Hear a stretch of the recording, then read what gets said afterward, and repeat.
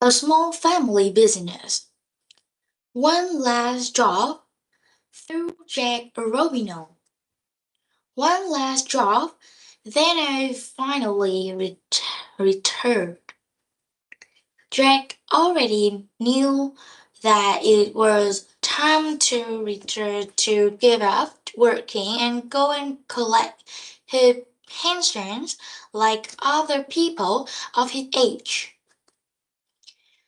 He'd been doing this job for a long time now, as many years as he could remember. He had to admit to himself that he was getting too old. This was a young man job. He wasn't as quick as had been in the past. Now he moved more slowly. He had a pain in his knee, which he thought was probably arthritis. Now Jack found it difficult to understand all the latest technological advances. And then there was all the pressures and the stress and the risk that a job like his had. Now there was much more pressures, stress, and risk than when he had started. Shut out a long time ago, Drake thought to himself, more than 30 years now. I started doing this job before my son was born. The job was so much easier in those days. To Jack, it was always much more simple, quick, and easy to get a job done then. Now he's through again. Now it was definitely time to quit. But before I quit, I will do one last job. With the money he had earned, he had bought himself a big house up in the countryside, a long way from the city where he worked, up in New, New England. Sometimes he went off there as weekends and spent time in his big country's house, enjoying the peace and quiet. He was looking in he was looking forward to spending his retirement there. The money I make from one last job through Jack will be enough to make it possible for me to dry up to my big house in New England and never have to come back again. Think of that. Even through the risks and the pressures and the stress of his job were so much greater now, Jack had to admit that at least the pay was so much greater too. Now he earned nearly 10 times what he earned when he started. His pay had risen 10 times over. This, of course, had made him a rich man, a successful businessman. That's where how he threw of himself. In his house in the country, Jack planned to spend more time with his son, Jack Jr.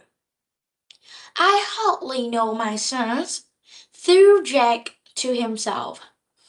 I spend too much time with my job and my work that I've neglected my sons. That's a terrible thing, and I'm trained it. Now that I'm going to retire, I can spend more time with my sons. That's important. Jack knew that his sons had recently got married. Jack was hoping to Jack was hoping to grandchildren's son soon. It'd be nice to have the grandchildren of at my big house. He thought I will be able to spend lots of time with them when I retired after the last job. He heard from his son once a man or so. It was usually just a quick telephone call. Jack didn't even really know what his son did. He knew that hadn't finished university. That didn't matter so much to Jack. He himself had never been very good at school. Jack was proud of the fact that everything he knew he had taught himself. There was not there was no universities that could teach you to do his kind of work anyway. Drake Jr. always seems to have a lot of money through. That was important. He's also seemed to be traveling a lot. When he's found his father, he was always in some faraway place. Sometimes he was in California, in Los Angeles, or San Francisco. Sometimes he was in Texas or Chicago. Once he was in Mexico, and another time he's even called in from London. Jack was happy that his son was saying the word, even if he couldn't spend much time with his father. One last drop. Today was a day. For the last time, Jack went to the cupboard the, where he kept the equipment he needed from his job. He opened with a silencer. Oh, sorry. He's opened the cupboard and took out everything that was in it. Two ravens, each with a silencer. One's very small pistol, which he could put in his pocket, and one larger, one that he put in the holster under his jacket. The larger pistol also had a silencer which he took with him. He cleaned the pistol and the rifle carefully, loaded them in bullets, then put the rifles in their cases and went outside and put them in the boot in his car. He made sure he had the small pistol in his pocket and that the bigger one was safe in his holster. Safety was very important in his line of work. Then Jack Robino drove up into the middle of the city to do the last job. Jack parked his car at the usual place. He's always stopped at the telephone box on the corner of Madison's Avenue. in West 42nd Street, near the Grand Central Station, just next to the bar that he liked. He knew that his employer was going to call him on the phone in exactly 5 minutes. He dragged his watch. He sat in the car for 3 minutes. Then he got out of the car and stood next to the phone. 2 minutes later, the telephone rang. He picked it up immediately. There was the usual voice on the end of the line. It was his employer's voice. It was the voice that always called when there was a job to be done.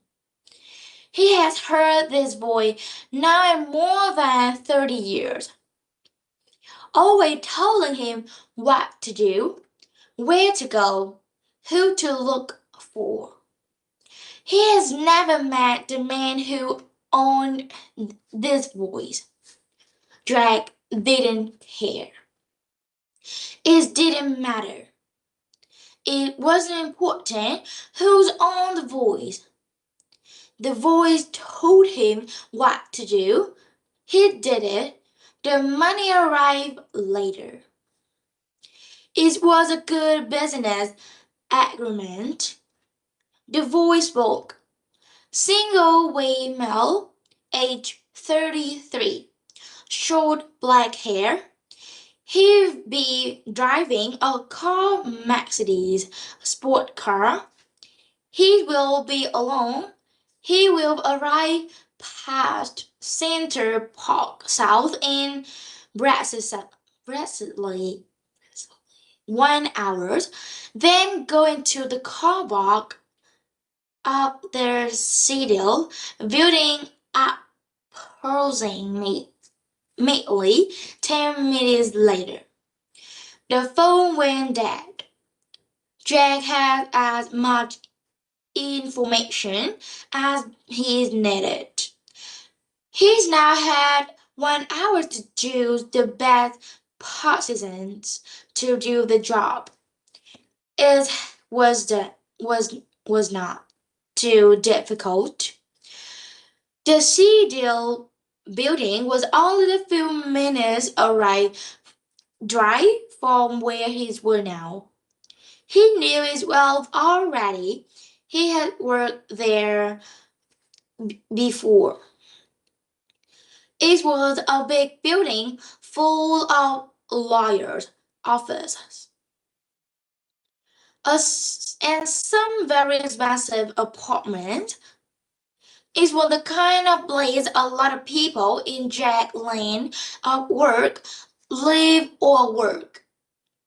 To do into the car park of the city buildings, it was necessary to stop at the barrier first. There was a barrier across the streets. To open the barrier, you had to stop your car, down the window, and put a ticket in a machine. When you put your ticket in the machines, the barrier went up and you could arrive into the car park. It was a good sport. The barrier was automatic. Nobody worked there. The car park was underground, so it was quite dark, and there was very few people around. Jack could easily wait until the right car came. Wait for the driver to drive down his window, and then, well, one shoot would be enough. it would be quick, clean, and without problems. Nobody would seize him. He could easily to put the gun back in his pocket and disappear. Nobody expected a respectable 65 years old man to be a killer.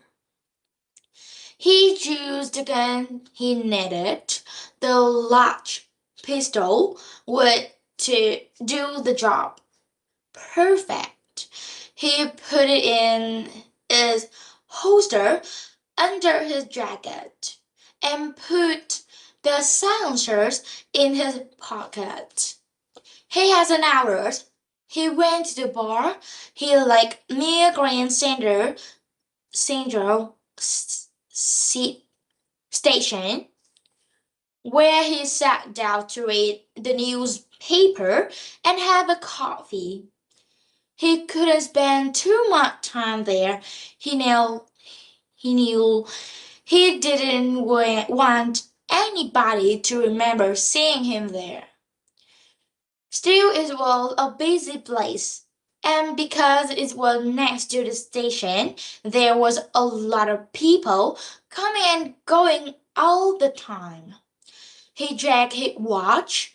He still had lots of time. He got up and took the bus to a stop just outside the Sealdeal building. He was still early. He walked around the block, stopping every now and then to look in the shop window. He checked his watch again. About 30 minutes to go. He wasn't nervous. He didn't get nervous anymore. He was used to it. He just felt tired now. Still, if this was the last one, he told himself again. This one was the last job. He was thinking more about his nice big house in the countries and the days he wanted to spend with his family. It was definitely time to retire. The job had become more violent over the last few years. Before he threw his half of himself as a businessman who did job for slant. It was always quick and efficient. Today, he found things more difficult. It wasn't only because he was older and not as quick as he was when he was young. He has enough of violence. Some of the people around today seems to enjoy what they did far too much. It wasn't really an enjoyable job through Jack.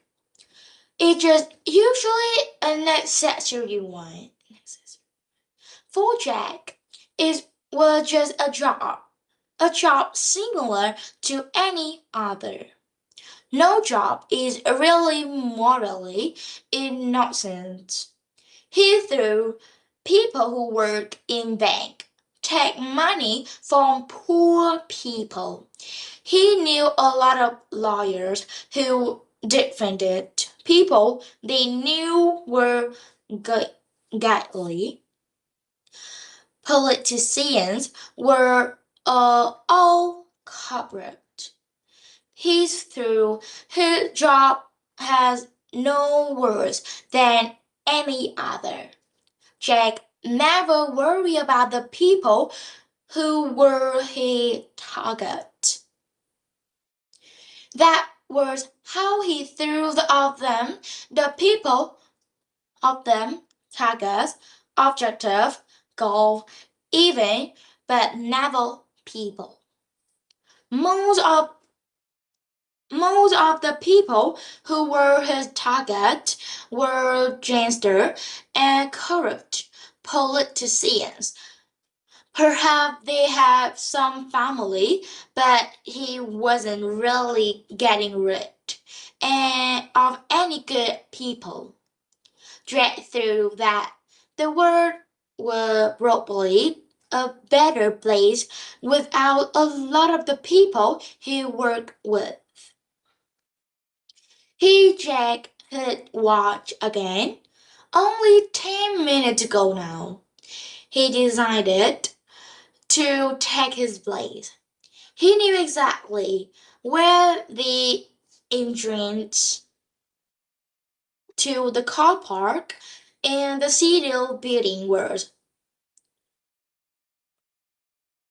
It was on the back street, not one of the main streets, so there was now people around to see him, and he walked along the street road which went under the building into the basement car park.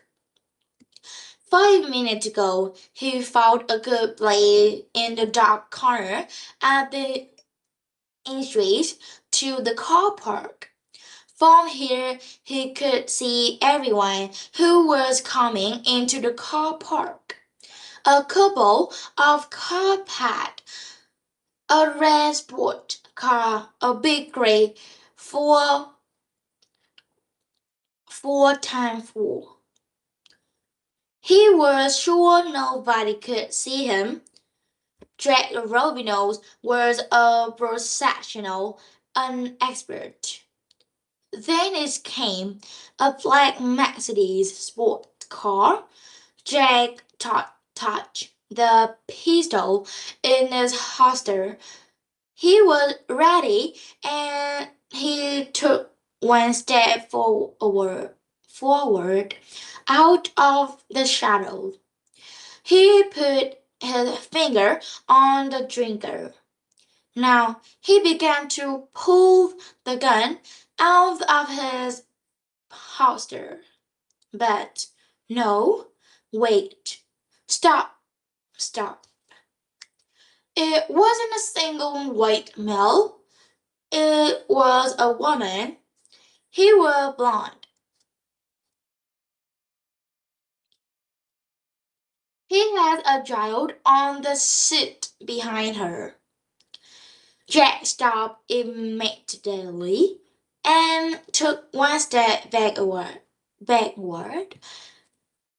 into the shadow of the corner. He hoped the woman hadn't seen him. Be careful. Be very, very careful. Jack had never once made a mistake in his job in over 30 years. You couldn't make, you never, you couldn't make mistake in a job like Jack Robino's.